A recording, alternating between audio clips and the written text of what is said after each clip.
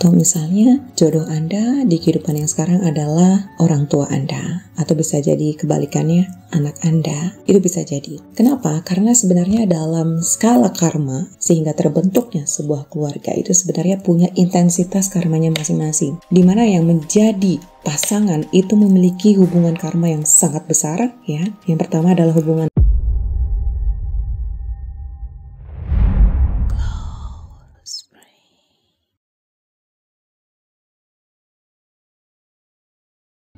Oke, halo apa kabar Anda di manapun berada, masih di channel Masa Sasikirana. Saya kali ini akan sharing sebuah cerita ya. Jadi cerita ini adalah bahwasanya setiap orang punya momen hidupnya masing-masing. Kadangkala kita punya ukuran tersendiri ya. Misalnya nikah harus usia 25, kemudian ada juga orang yang punya patokan harus punya uang 100 juta di usia 25, harus punya uang 1 miliar di usia 30 misalnya, atau uang 10 miliar di usia 40 dan lain sebagainya. Kita nggak bisa ngatur takdir seperti itu teman-teman ya. Jadi takdir yang Tuhan berikan kepada kita itu sebenarnya sudah sesuai dengan blueprint yang sudah terbentuk bahkan sebelum kita lahir. Dan blueprint itu ternyata adalah kumpulan dari karma-karma kita yang berasal dari kehidupan masa lalu kita yang sangat banyak sekali, kemudian menghasilkan kehidupan kita yang sekarang yang sebenarnya sudah ada bukunya, sudah ada cetak birunya, dan kita tinggal menjalani saja. Di kehidupan ini Anda akan menjadi orang kaya atau menjadi orang miskin, sudah ditakdirkan.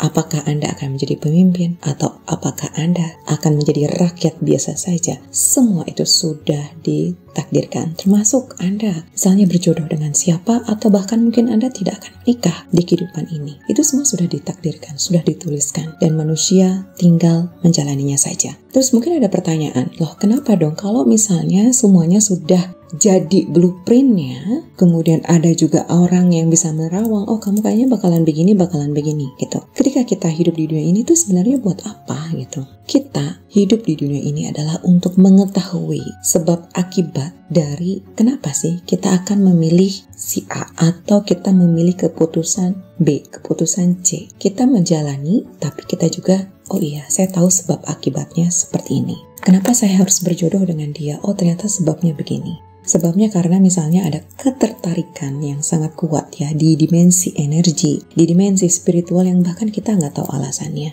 Dan itu ternyata kalau masalah jodoh itu jawabannya berasal dari kehidupan masa lampau. Jadi nggak mungkin nih misalnya Anda secara random akan berjodoh dengan seseorang di kehidupan yang sekarang, itu nggak bisa. Pasti ada hubungan karma di masa lalu Anda. Misalnya apa? Misalnya jodoh Anda di kehidupan yang sekarang adalah suami ataupun istri Anda di kehidupan masa lampau. Atau misalnya jodoh Anda di kehidupan yang sekarang adalah orang tua Anda. Atau bisa jadi kebalikannya, anak Anda. Itu bisa jadi. Kenapa? Karena sebenarnya dalam skala karma, sehingga terbentuknya sebuah keluarga itu sebenarnya punya intensitas karmanya masing-masing. Di mana yang menjadi pasangan itu memiliki hubungan karma yang sangat besar ya. Yang pertama adalah hubungan pasangan atau jodoh. Kemudian yang kedua, karma terbesar adalah hubungan orang tua. Nah, ini bisa karma baik ataupun karma buruk. Nah, bagi kita ya, orang-orang yang misalnya nih punya past life dulu, biasanya nih kehidupannya di kerajaan ya, tapi dia banyak berbuat tidak adil kepada rakyatnya atau banyak menghukum orang, itu biasanya akan diberikan orang tua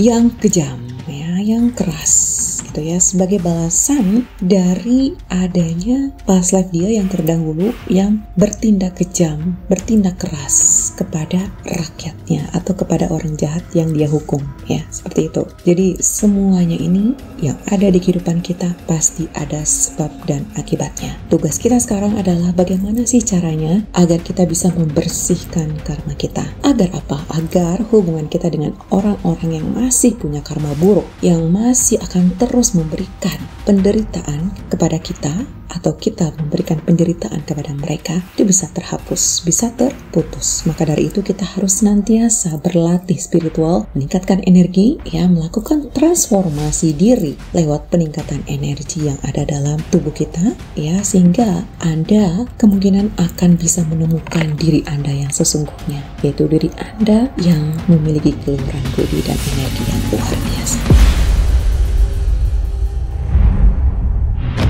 Bukan perubahan perumahan biasa, hidup tetap aman, makmur, bahagia, damai sejahtera di tengah berbagai krisis yang melanda dunia.